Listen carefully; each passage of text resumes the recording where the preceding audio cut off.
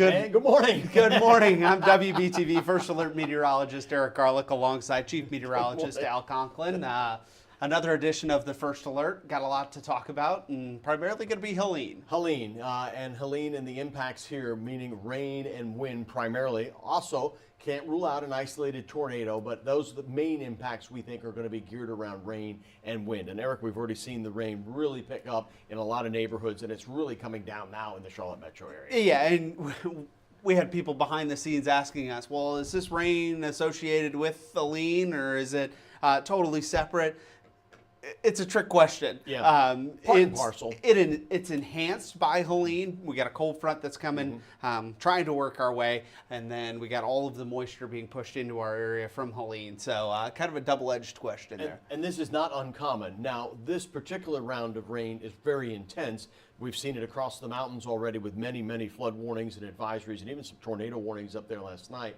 But it's not that out of the ordinary. I have always said if you were going into battle, you wouldn't just send the infantry in there, right? What do? You send the artillery first, right? And this what? Helene is doing what a lot of these tropical systems do. It's sending in the artillery. It's throwing this moisture up there and it's banking against the mountains. That comes down in the form of these heavy downpours. Then Helene itself comes in. And so where does the pre-rain end and the Helene rain begin? It all gets mishmash. The end result is we wind up getting these buckets and buckets of rain. And that's what we're seeing here this morning. Yep, so let's kind of talk about it and we'll, kind of show you the broad view. And you can see all of the moisture is connected from the Carolinas down through Georgia into Florida and then into the Gulf as we start this loop. And you can see the center of circulation as it works its way up through the Gulf. There's through Florida, there's into Georgia, there's into South Carolina and North Carolina, and eventually back toward Tennessee and Kentucky. But we're already seeing some of that very heavy rainfall coming our way right now. And one of the things I'd be really surprised, Eric, you see it where the position is right there.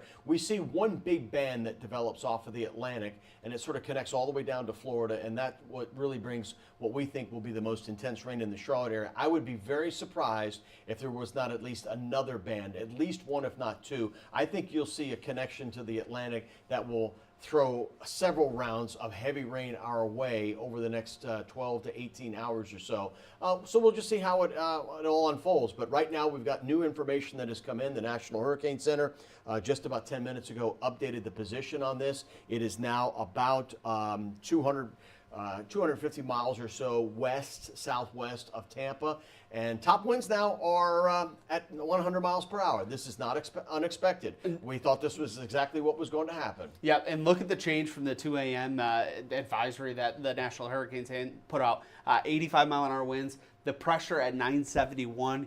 Huge drop in pressure in the last 6 hours or so, down to 960, and those winds up to about 100 miles an hour as well. Speed's still the same, holding steady at about 12 miles an hour, and not much of a variance between north and northeast. So continuing its steady trek north. It's behaving exactly as we thought it would. Going back to Tuesday and Wednesday, I mentioned to you when I thought it escaped the confines of the Caribbean and the mountain areas around Cuba and the Yucatan and got away from that shear, that this thing would rapidly intensify over the Gulf of Mexico, and that's exactly what's happening. The water there, 86, 87 degrees at a very, very thick depth. So it's got a lot of energy to work with. There's no shear really to speak of there, and also a lot of what we call diffluence aloft. So what you're seeing is you're able to basically escape air like a vacuum at the top of the storm, and it's just a perfect environment for this thing to really rapidly intensify. And you're seeing that with the pressures dropping. When the pressure drops, you see the wind increase. And so it's all part and parcel. It's all tied together. And we just feel like this is only the beginning process. It is forecast to be a major hurricane, at least a Category 3 later today, within the next 8-10 hours. I would not be surprised, Eric, if it doesn't wind up being, at least for a while, perhaps a Category 4. If it doesn't, it doesn't. It's not going to make an appreciable difference at landfall, but this is something we're going to be monitoring. It's a big storm. It's a really big storm. We've seen it how many times before? It always seems to rapidly intensify, as it gets closer to the coast, as it taps into a little bit warmer water, and, that's we've seen it happen before, so not going to rule that out happening once again, it becoming at least a 4. And sometimes it'll weaken a little bit, incrementally, just before it makes landfall, because it starts to feel the effects of the frictional forces over land, and maybe some drier air from the land tries to get swept in there. But we saw in this very same area, Michael, back in 2018, it went from a 1 to a 5 and landed on Mexico Beach as a 5, which is just west of where this one is going to go. So this is very familiar territory for these types of storms. Yep, so let's talk about it and where this is going to be headed as it moves off to the north-northeast. Really going to see this rapidly intensify. And you can see kind of the motion and position of the center of circulations. It's kind of wobbled a little bit back and forth, but generally maintaining that north-northeast course. So Thursday evening tonight, looking at the potential for this to be a major hurricane, Category 3, with winds at 115 miles an hour. And that last position is 5 o'clock. So really already by probably 2 o'clock this afternoon, this is a Category 3. It's Category 2 now. So I wouldn't be at all surprised if we see this, as a strong 2 or even a weak, I say weak, a low grade 3, even with the lunchtime update, which will be coming here at about 11 o'clock this morning. But again, you notice by 5 o'clock, it is clearly a Category 3. And then within about 3 hours or so, it's making landfall south of Tallahassee. And that's literally the Big Bend. So this is going to be east of Mexico, east of Panama City, and right about the Big Bend of Florida. And we're going to be dealing with impacts a lot wider than what this cone shows. So you can see those tropical storm warnings from Pensacola over toward Daytona Beach into Orlando. These areas all have to be prepared for it. So don't get bogged down where that line is, where that cone is. This is a huge storm, a very wide storm, over 400 miles wide. So you can see the impacts, kind of highlighted by the tropical storm warnings and even hurricane warnings. Well, yeah, to your point, the hurricane warnings go all the way up to the southern suburbs of Atlanta, right? So this is a formidable storm. It will weaken once it makes landfall, and I know you're going to roll on this, but this is still going to be at least a Category 1 hurricane early tomorrow morning over middle Georgia, and then as it works itself up northward from there, it'll make its closest approach to our area during the morning hours tomorrow, and then peel back to the west, weakening as it does because it's running away from its source of energy, the warm Gulf of Mexico, and it's going to start to drag in dry air, and it's going to start to run into resistance. And in fact, this will just essentially get absolved and absorbed by an upper level low over the Ohio Valley over the course of the weekend, which is good news for us because we will likely see our rain chances plummet starting tomorrow afternoon. Yeah, it's going to pull it back to the north and west real quickly.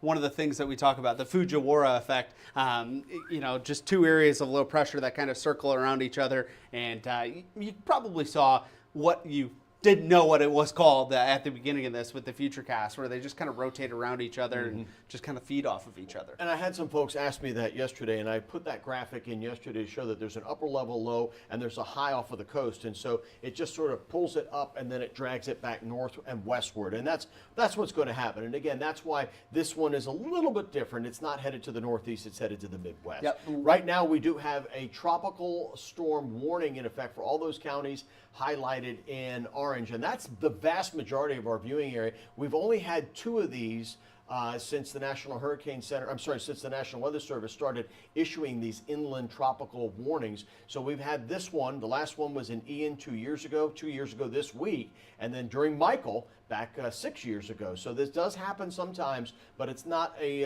something that happens very often. So right now, Avery, Caldwell, Burke, Catawba, Lincoln, Gaston, Mecklenburg, Cleveland, York, Chester, Lancaster, Chesterfield, and Union, you can expect tropical storm force winds at some point here over the next 24 hours. Al, you can see in our Facebook comments, somebody's in Delray Beach. Not going to be a fun couple days there. Praying for you, and hopefully you can escape it without the worst of it hitting your area. Yeah, and we're hearing from folks in Roanoke, Virginia, and Atlanta, Georgia, and then closer to home, Dallas, North Carolina, Gaston County, Rock Hill, here in Charlotte, getting some from up in Burke County as well. Atlanta, Georgia. Yeah, so yeah, this is what we're seeing. So we'll advance on it here, and what about us? What can we expect? What are our concerns, Eric? Yeah, so this is really what we're highlighting to be the major issues. Of course, we have the flash flooding risk, moderate. It is in the high category back toward Asheville, which means flash flooding is likely, and we're really going to see it across the high country as well. Boone, back toward Morganton, into Statesville and Charlotte, and then you can see what could it look like on Futurecast there in the middle. Widespread heavy rainfall, but look at those wind gusts. Winds gusting over 50 miles an hour.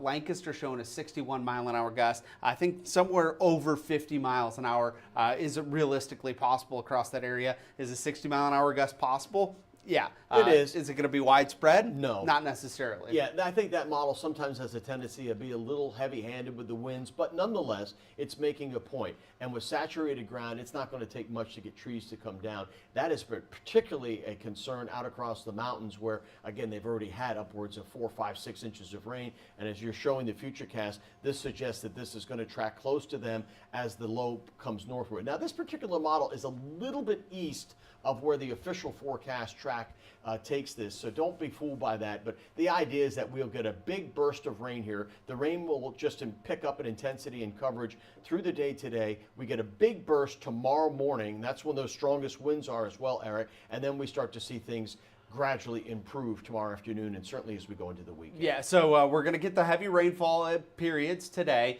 Really expecting this to kind of peak from about 4 to 5 a.m. tomorrow morning until about noon tomorrow is kind of the bullseye time where we're going to see the heaviest of the rain and strongest of the winds moving through the Charlotte area.